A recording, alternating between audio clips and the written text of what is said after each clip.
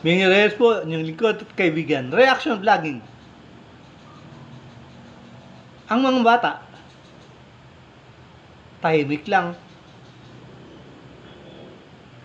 Pwede silang maglaro lang. Wala na silang hanapin. Kung may kailangan sila, dumudulog agad sila sa kanilang mga magulang.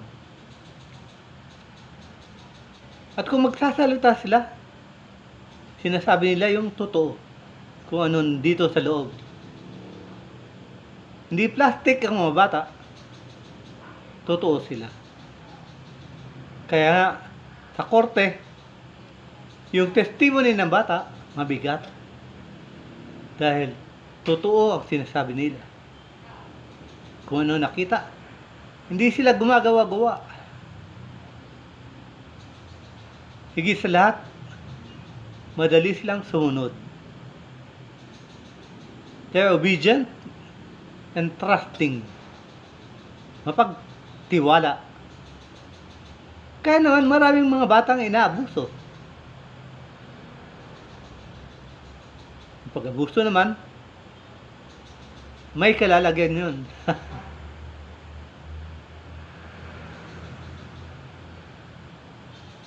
Mali ng mga bata. Dahil kung ang mga kabataan ngayon ay maliligaw,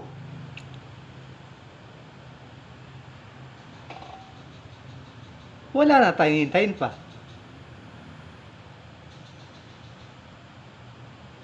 If the children today, the youth of today are all fools,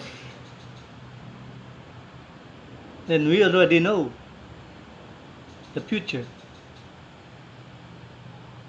But if the children and the youth today are good, then we smile for a better tomorrow. Because the youth, the children today are good. Because they are the next generation. Kaya nga yun yung malaking problema ng Japan at saka ng China. Tinigil na nila yung panganak, ganoon din ng Canada at saka Australia. Ibig sabihin yung population nila lumiliit na ng lumiliit.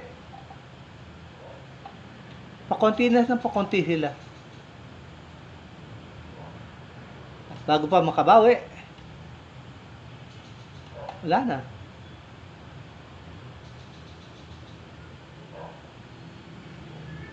Kaya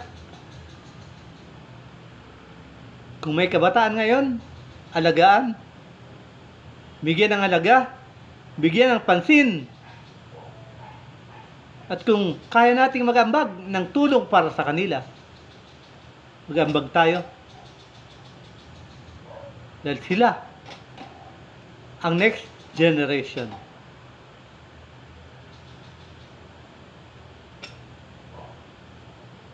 Obedient, trusting, and truthful. At higit sa lahat, hindi mareklamo. Yun, be childlike. But, do not be childish. Hanggang dito lang po. Maraming salamat. God bless you.